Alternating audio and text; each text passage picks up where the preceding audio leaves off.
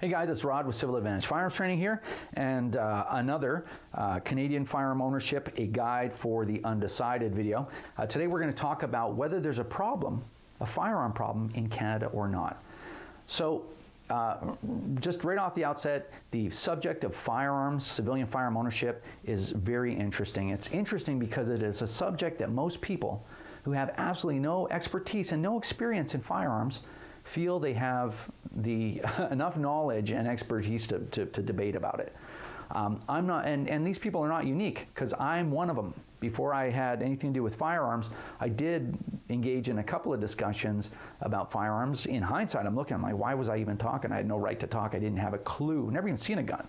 You know, why was I blabbering on about firearm ownership? What could I have ever had to contribute? But to be honest, it's just one of those subjects. And I'm not going to name any other ones because I don't want to stir up any controversy, but there's a bunch of different subjects that people tend to want to chime in on even though they don't know anything about it. So if you're one of those people, be like me, I can admit it. You don't have to admit it to anybody. If you're watching this by yourself, you just go, yeah, I might be one of those people.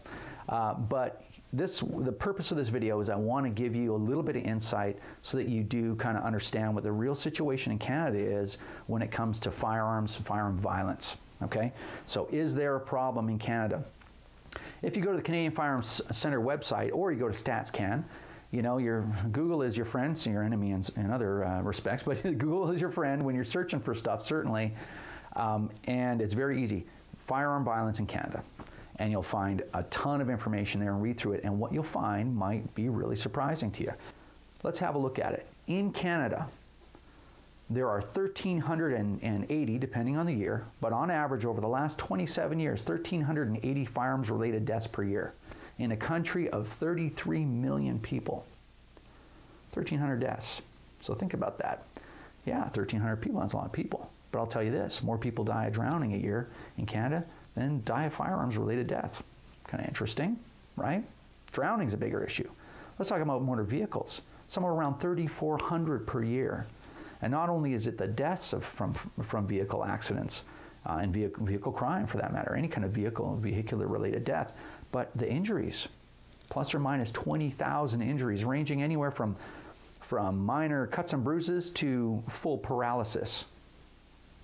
You know, lots of really serious, more serious issues out there. So, if we think about those 1,380 deaths, what are they?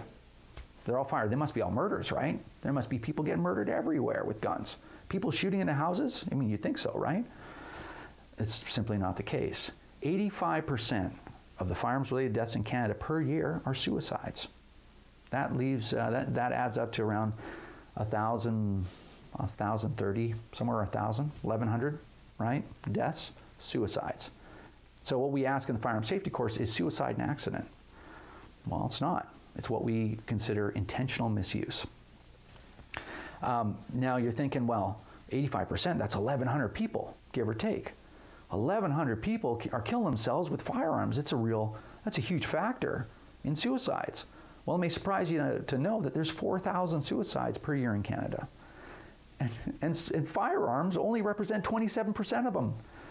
73% of the time, people do it another way.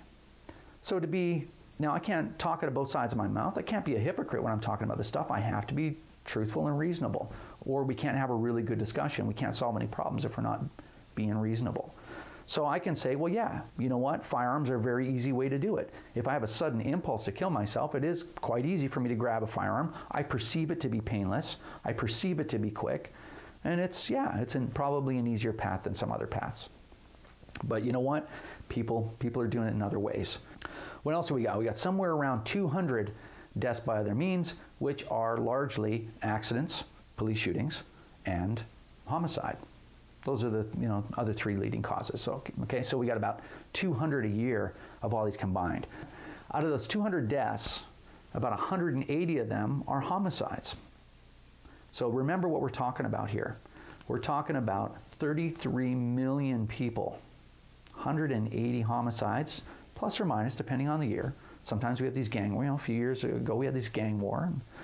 And, just in British Columbia, our murders were up 50 per year from our normal numbers, somewhere around there, right? So, yeah, we can have spikes and we can have valleys, right? But out of that 180, the vast majority the lion's share of them are all related to criminal activity, meaning gang-related or drug-related type things. And we found a huge correlation between levels of addiction in cities and the levels of gun violence. Go figure, right? Around 55 per year on average over the last 27 years are accidents, firearm-related accidents, and police shootings combined. All the accidents and all the police shootings combined, 55 a year. Okay, so all told, there is no firearm problem in Canada. There never has been a problem. That's the truth of the matter. Where do I get this information? I get it from the Canadian Firearms Centre website. You can find this information. And where do they get it? Stats Canada. So who am I to argue with Stats Canada about these numbers? You can find these numbers. I'll even put some links here at the bottom. So let's take a second and look around at some of the other causes of death in Canada. Here's a report back in 2000, special report from the Life Saving Society. If you look at boating fatalities, here in 1998, were 187 boating fatalities. You know, that looks very, very familiar to another number I'm aware of, which are the number of homicides involving a firearm in Canada in a year. So if you look at that, it's the same number. But I'll tell you, boating fatalities didn't result in a $2 billion registry, and it certainly didn't result in the rights being stripped from 2 million Canadians at the same time, involving, you know, having criminal sanctions put against them should they be found guilty of a paperwork crime. So that just kind of gives you an idea. Let's look at something else. Here's that motor vehicles information. This comes from Transport Canada, and as you can see, let's pick 1990. It was one of the higher years for fatalities and injuries. If you look at overall victims, 3,900, so just under 4,000 fatalities in a year, and around 25,000 serious injuries. Injuries in total, meaning personal injury and serious injury combined, 250,000 people whose lives were affected by accidents involving motor vehicles. And last but not least, here's an interesting one, and this might be information you may or may not know, but here's a great little article that was posted by CBC News. This was a while ago, but they're highlighting that medical errors kill up to 24,000 Canadians a year. 24,000. And if you want to do some quick math, let's take all the firearms-related deaths per year and put that into 24,000. It's 18 times the total firearms-related deaths per year, including suicides, guys. So, you know, what's interesting, what does this tell us, right? I didn't put this information up just to be facetious, but what this tells us is it gives us a really good idea what the scale of the firearm problem is in Canada. How much of a problem, how many people is it really killing? How much of a threat to our personal safety is there from firearms? And I'll tell you the answer if you haven't been able to extrapolate it for yourself. It's extremely, extremely low. Okay, now certainly if you look at all the attention that firearms get in our society, which is an order of magnitude more than they deserve, and then you look at stuff like this that gets little or no attention. When I did a web search for medical mistakes, deaths as a result of medical mistakes in Canada, this is the first story that popped up. And what does that tell you guys? It tells you that this is a largely ignored problem. In other words, people couldn't care less. And the people that really care about it are probably the people that have been affected by it, right? People that have lost family members. But other than that, you're not seeing anything in the media, and no politician is standing on a soapbox screaming and yelling about these dangerous medical errors.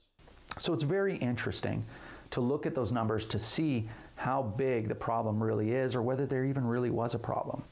When was the last time you looked on the evening news and you saw massive drowning? You know, 2 people drown. Yeah, maybe. Probably not, though. That's something more of a local paper thing. But when you see somebody getting shot, 2 criminals shooting each other, of course, it's everywhere. As they say, if it bleeds, it leads, right? So that's why we see it's very visible to us, and that's why we get that effect like there is a problem. So what's really fascinating is when we think about gun control and we think about these numbers and how they relate to each other and how they relate to law-abiding gun owners. I'll tell you this, when you see these shootings, these aren't registered guns. When you see these shootings, these aren't people with PALs.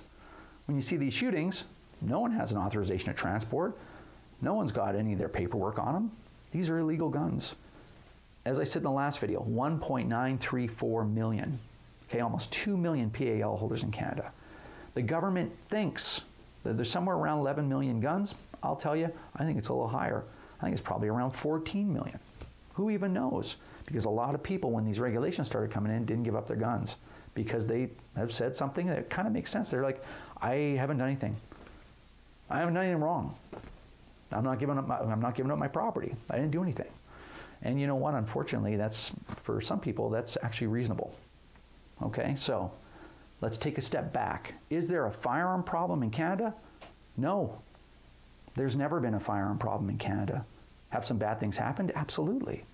Are these bad things terrible? Yeah, they're awful. You know, but we've had hit and runs with cars where children have been killed. These things are awful, but that's what happens when you live amongst a million other people, all in a crowded, contained area. These things happen. And yeah, they're terrible. But at least that gives you some indication of what we're talking about. When I mean, it's really weird. I mean, we have all these other things going on, but there's always a debate about firearms. Always a debate about firearms. And we're spending billions, right? The registry, that was a $2 billion enterprise. And no one can really point to it and say, yeah, it saved a life. Now, I'll do another video on the registry because there's some people talking about bringing it back. And of course, it was a bad idea to begin with. And I can tell you exactly why. I can articulate that for you. But we spent a lot of money and put a lot of our attention and our efforts towards gun control. And you know what? As I like to say, there's a lot of guns in Canada. Some people think there's around 14 million guns in Canada. But Canadians just don't shoot each other with them. Now, there's 2 million PAL holders, just under 2 million. 1.934 million to be exact right now. Within probably another 3 to 5 years, there'll be 2 million, over 2 million, I'm sure, PAL holders. How many people that shot other folks had a PAL? Any guesses? Not a lot.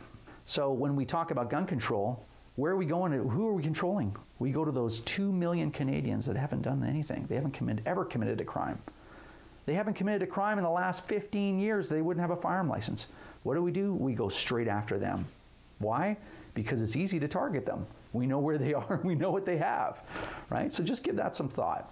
So next time that you're talking about firearms related stuff, when you're talking about things like, you know, first thing we need to do is get all these dangerous assault weapons off the streets. Well, I'll tell you this. I was just on the street an hour ago and I didn't see any dangerous assault weapons. And I never saw anybody shot. The chances of ever becoming a victim or having any exposure to firearms-related violence in your life are extremely low, unbelievably low. So when people talk like that, really understand what the real numbers are, and don't be persuaded by everything that you see on the news or some other folks kind of just trying to bring the issue, you know, forward and saying that, you know, we need to get rid of these guns. Registered guns aren't used in crimes. PAL holders aren't doing any crime. Almost never, in fact. So at least now you have the real numbers. Give that some thought. Hopefully that helps. If you have any comments or questions, feel free to put them below. And if you want to see us on the web, you can see us at www.civiladvantage.com. Thanks, and we'll see you next time.